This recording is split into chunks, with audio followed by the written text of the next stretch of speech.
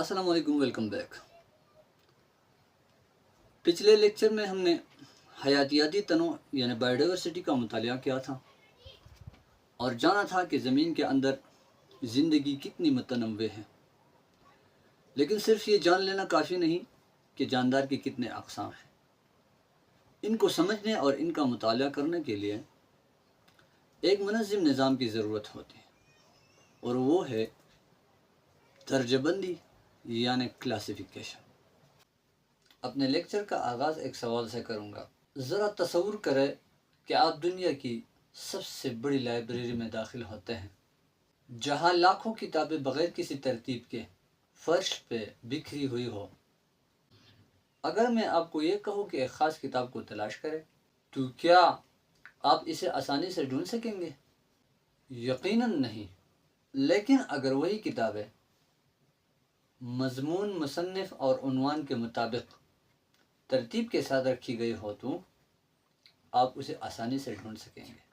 ठीक उसी तरह हमारे ज़मीन के अंदर लाखों अक़साम की जानदार मौजूद हैं।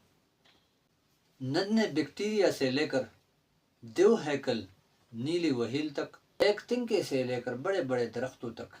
आखिर साइंसदान इन सब का मुताला कैसे करते हैं? इस सवाल का जवाब हमारे साथ है दर्जाबंदी यानी क्लासिफिकेशन। साइंसदानों ने तकरीबन 2 million kinds of organism identified किए हैं। इनमें से 0.5 मिलियन ऑर्गेनिज्म जो है यानी 5 लाख वो प्लांट्स हैं और 1.5 मिलियन ऑर्गेनिजम्स यानी 15 लाख वो हमारे साथ एनिमल्स हैं। इन सारों को स्टडी करने के लिए साइंसदानों ने एक मुनज़्ज़म इंतज़ाम किया हुआ है जिसे कहते हैं क्लासिफिकेशन। वे क्लासिफिकेशन क्या है? It is the grouping of organism.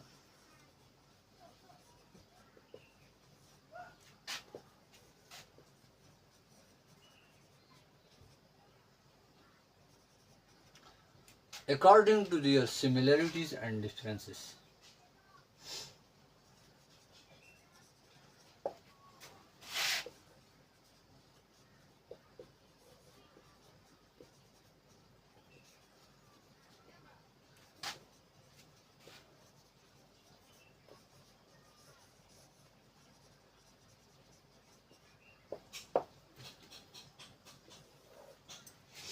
इसका मतलब ये हुआ कि जो जानदार ज़्यादा से ज़्यादा खसूसियात एक दूसरे के साथ शेयर करते हैं, एक ही ग्रुप में रखे जाते हैं, और वो जानदार जो कम से कम खसूसियात एक दूसरे के साथ शेयर करे वो दूसरे ग्रुप में शेयर किए जाते हैं। अभी आते हैं नीड्स ऑफ क्लासिफिकेशन।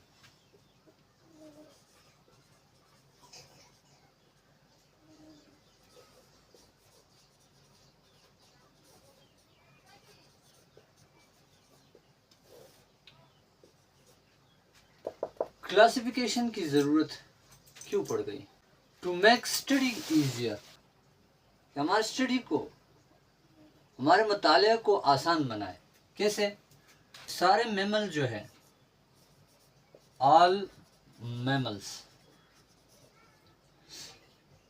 इनमें चंद खुसूसियात एक जैसे हैं, यानी इनकी जिस्म पर बाल होते हैं और मेमोरी ग्लैंड है, यानी अपने बच्चों को दूध पिलाते हैं। इसी ने सारे मैमल्स को जो है ना एक ही ग्रुप में रखा, जिसको हम कहते हैं क्लास मम्मालिया। नंबर सेकंड है helps in identification.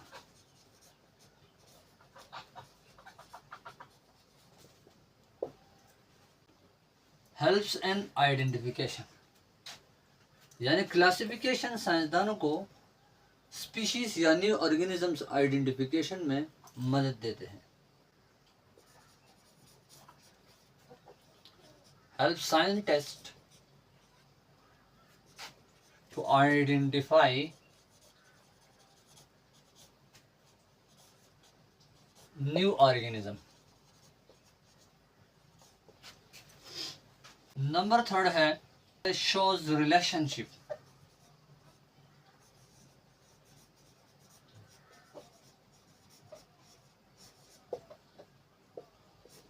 How closely organisms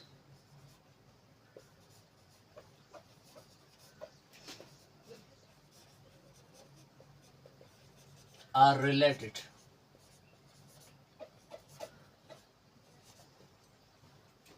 कि किस तरह एक जैसे ऑर्गेनिज्म एक दूसरे से रिलेट करते हैं। नंबर 4 है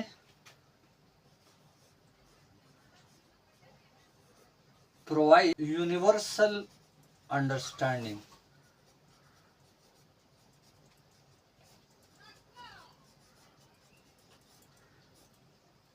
Scientists use the same classification worldwide.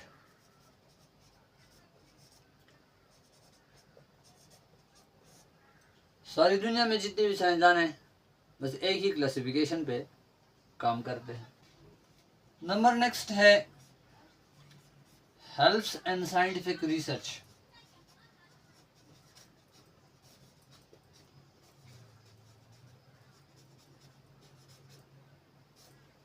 Predict characteristics of newly discovered organisms.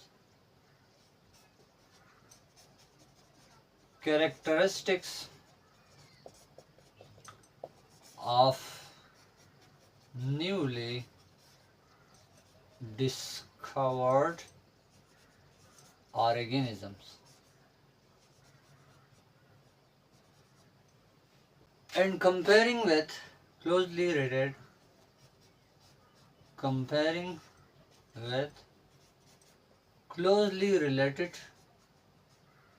organisms। जाना कि साइंसदान जब न्यूली डिस्कवर्ड ऑर्गेनिजम्स की कैरेक्टरिस्टिक प्रिडिक्ट करते हैं तो उनको कंपेयर करते हैं क्लोजली रिलेटेड ऑर्गेनिज्म के साथ। नंबर नेक्स्ट है हेल्प्स इन एग्रीकल्चर।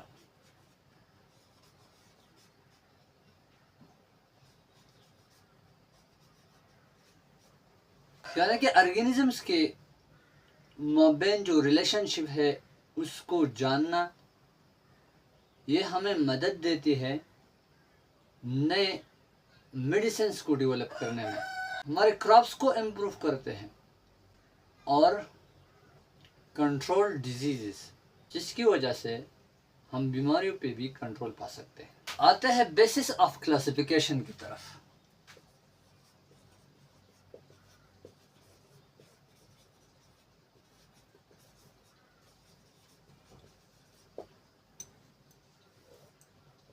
कि साइंसदान किन बुनियादों पे ऑर्गेनिजम्स को डिवाइड करते हैं ग्रुपों में।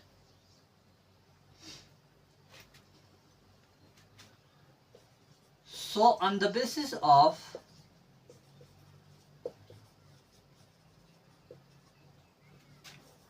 cell type, सेल टाइप की बुनियाद पर ऑर्गेनिज्म हमारे साथ दो हिस्सों में तकसीम है। एक को हम कहते हैं प्रोकैरियोट्स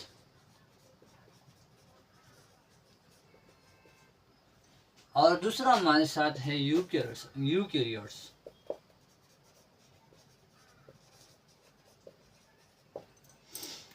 प्रोकैरियोट्स किसे कहते हैं? वो सेल्स जिनमें न्यूक्लियस न हो, no nucleus, no membrane bonded organelles.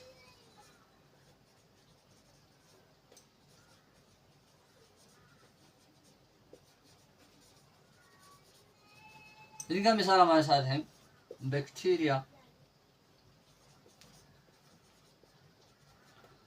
Eukaryote कहते हैं वो सेल्स जिसमें न्यूक्लियस भी हो,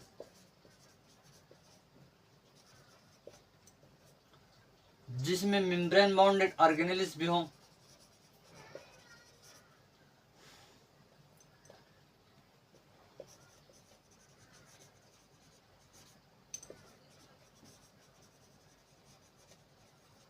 और वो हमारे साथ है प्लांट्स,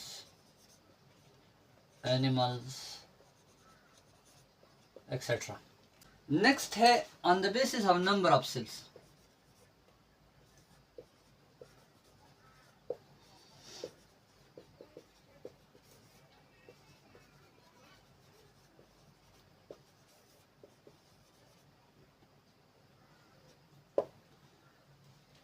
कि सेल्स की नंबर की बुनियाद पर ऑर्गेनिजम्स हमारे साथ दो किस्म के हैं।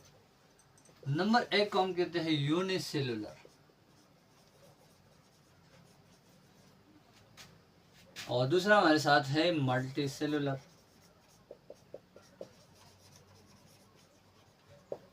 यूनिसेलुलर किसे कहते हैं? Organism which are made up of one cell, made up of only one cell, जो एक ही सेल से बने हों। हमारे साथ है amoeba, paramecium etcetera. Multicellular organism किसे कहते हैं? जो एक से ज्यादा सेल से बने हों,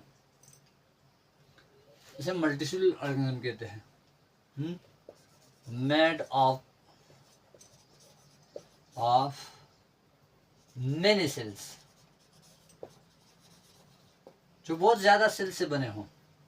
उनका मिसाल हमारे साथ है सपोज ह्यूमन। नंबर थर्ड है on the basis of mood of nutrition.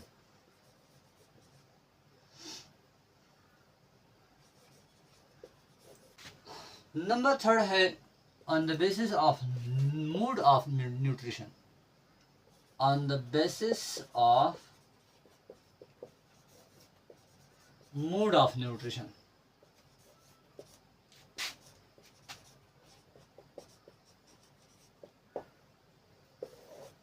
Nutrition ग़िज़ाइयत,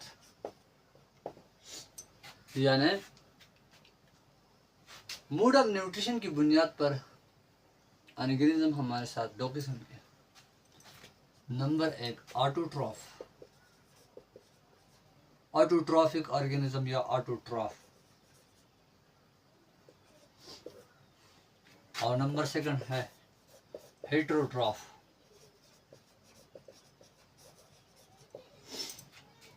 autotroph किसे कहते हैं? वो ऑर्गेनिज्म जो अपना खुराक खुद बनाते हैं, उनको हम ऑटोट्रॉफ कहते हैं।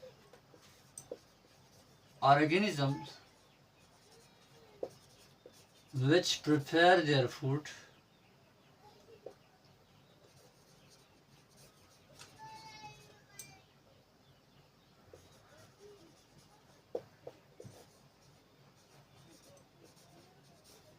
by themselves।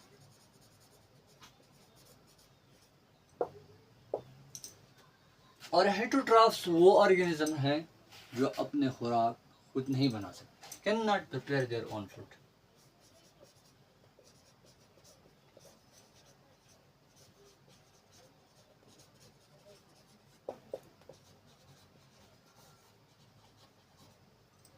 इसी का मिसाल हमारे साथ है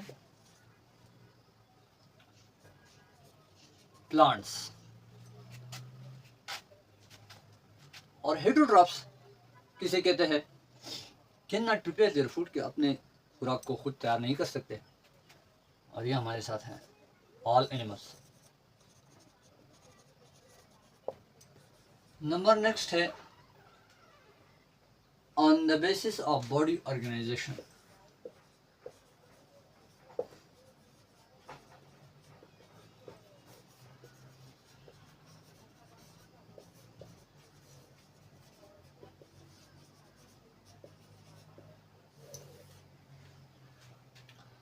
यानी कि बाज़ ऑर्गेनिजम्स की बॉडी जो है वो सिंपल होती है, यानी बैक्टीरिया, अमीबा, पैरामीशियम, इस तरह की हमारे साथ इनवर्टिब्रेट्स जो है, बाज़ की बॉडी वो ऑर्गेनाइज्ड होती है,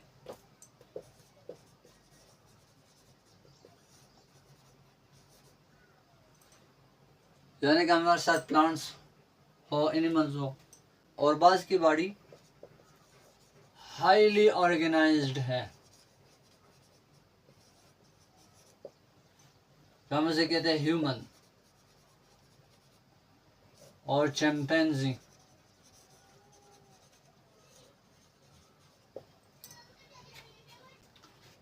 नंबर नेक्स्ट है on the basis of reproduction.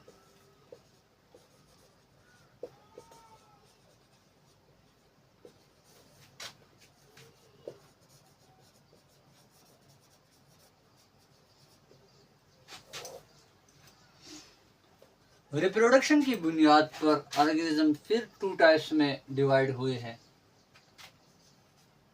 एक हमारे साथ है सेक्सुअल रिप्रोडक्शन,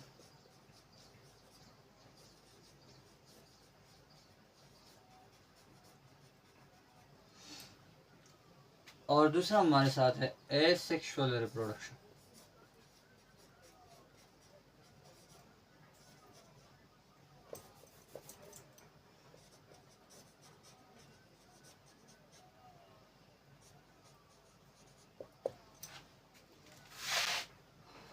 रिप्रोडक्शन किसे कहते हैं? बच्चे पैदा करने के अमल को। अभी सेक्सुअल रिप्रोडक्शन वो है जिसमें मेल और फीमेल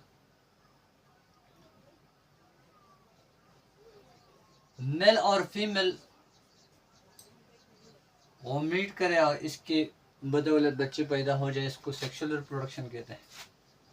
एसेक्सुअल रिप्रोडक्शन में मेल और फीमेल दोनों की जरूरत नहीं होती, एक ही सेक्स से सेम बच्चे पैदा हो सकते हैं। On the basis of evolutionary relationship,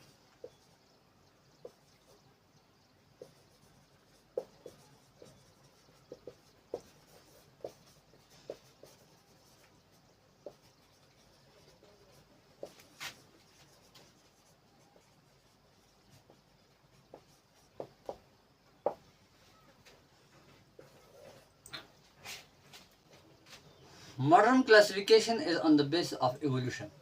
यानी मॉडर्न क्लासिफिकेशन है वो एवोल्यूशन की बुनियाद पे है। वो ऑर्गेनिज्म जिनके एंसेस्टर सेम हो उनको एक ही ग्रुप में रखा जाता है। नंबर नेक्स्ट है हमारे साथ मॉलिक्यूलर एविडेंसेस।